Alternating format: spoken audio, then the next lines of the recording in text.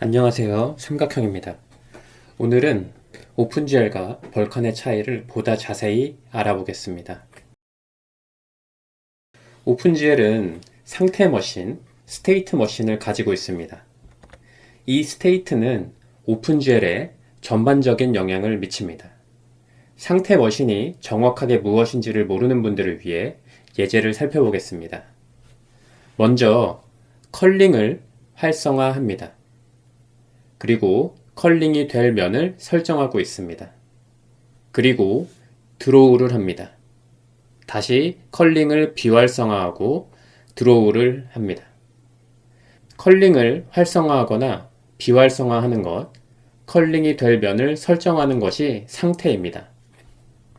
첫 번째 드로우를 하기 전에 컬링을 활성화하고 컬링이 될 면을 앞면으로 설정합니다. 그리고 드로우를 하면 이 상태에 따라서 무언가 렌더링이 됩니다. 두 번째 렌더링을 하기 전에 컬링을 비활성화합니다. 드로우를 하면 바뀐 상태에 따라서 렌더링이 됩니다. 이것이 바로 오픈GL의 스테이트 머신입니다. 오픈GL의 스테이트 머신은 오픈GL에 전반적인 영향을 미친다고 말했습니다. 만약 멀티스레드에서 오픈GL의 상태를 바꾸면 어떻게 될까요? 오픈GL은 멀티스레드가 고려되지 않았기 때문에 스테이트 머신이 아토믹을 보장하지 않습니다. 그러므로 작성한 코드가 예측할 수 없는 동작을 수행하게 됩니다. 예를 들어서 스레드 1에서 컬링을 활성화하고 무언가를 그렸습니다.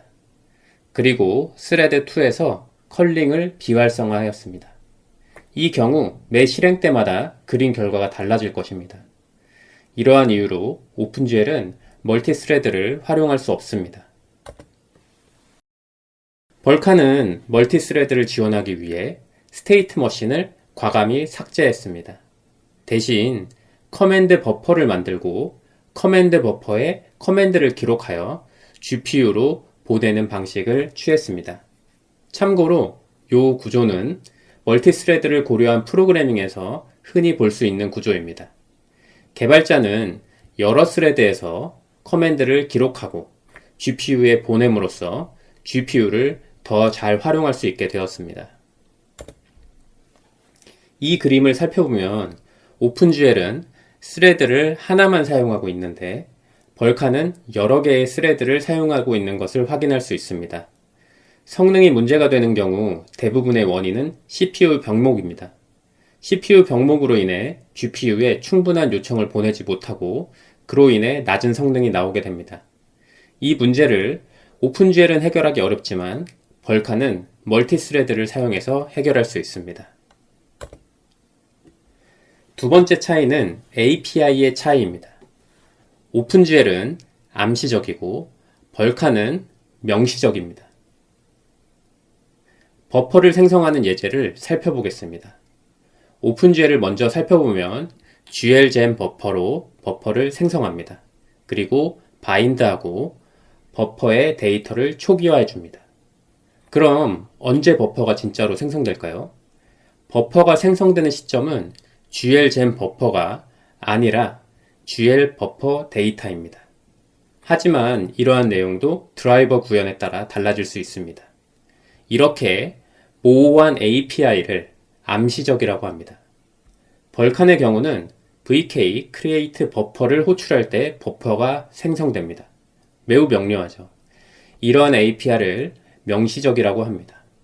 오픈GL은 암시적이기 때문에 API 호출의 오버헤드를 예측할 수 없습니다. 벌칸은 명시적이기 때문에 API 호출의 오버헤드를 예측할 수 있습니다. 개발하는 입장에서는 명시적인 API가 더 편리하겠죠. 왜냐하면 하드웨어가 작성한 코드대로 동작하기 때문입니다. 또 다른 차이는 드라이버 역할의 차이입니다.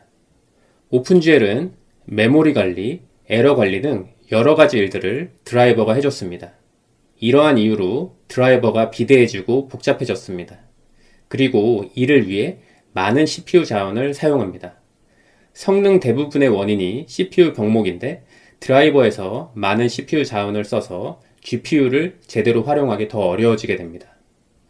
벌카는 개발자에게 더 많은 제어권과 책임을 부여함으로써 드라이버의 부담을 줄이고 성능 최적화의 가능성을 높였습니다. 이로 인해 개발자는 GPU의 효율적인 활용을 위해 필요한 세밀한 조정을 할 수 있게 되었습니다. 이는 특히 고성능을 요구하는 어플리케이션과 게임 개발에 큰 이점을 제공합니다. 다른 차이점은 프로그래밍 난이도입니다. 개인적으로 벌칸의 프로그래밍 난이도는 극도로 어렵습니다. 지금까지 사용한 API 중에 제일 어렵다고 말할 수 있습니다. 벌칸이 얼마나 어려운지 제 경험을 통해 말씀드리면 벌칸을 제대로 배우는데 6개월이 걸렸던 걸로 기억합니다. 그 이후 개발을 위해서 DirectX 12, 메타를 배워야 했었는데 각각 2주도 걸리지 않았습니다. 또 옆에 흐름들을 보면 벌칸을 언제 사용하는지를 확인할 수 있습니다. 궁금하거나 AAA 게임 개발이 아닌 경우에는 벌칸을 사용하지 말라고 권고하고 있습니다. 그 정도로 벌칸이 어렵다는 말입니다. 하지만 벌칸을 통해 더 높은 성능과 효율성을 추구할 수 있기 때문에 개발자들에게 매우 매력적인 선택이라고 생각합니다. 참고로 한번 제대로 배우면 그렇게 어렵지도 않습니다. 마지막으로 벌칸은 다양한 개발 도구를 사용할 수 있습니다. 오픈GL은 개발 도구가 없어서 디버깅에 많은 시간을 소모해야 하는 반면 벌칸은 그렇지 않습니다. 렌더링에 문제가 발생했을 때 오픈GL은 몇 시간이 걸려도 해결하지 못하는 경우가 있을 수 있습니다. 하지만 벌칸은 도구가 있기 때문에 금세 해결할 수 있습니다. 많은 사람들이 벌칸이 어렵다고 합니다. 맞는 말입니다. 하지만 두려워할 필요도 없습니다.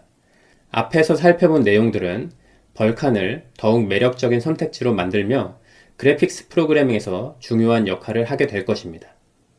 오늘 강의는 여기까지입니다.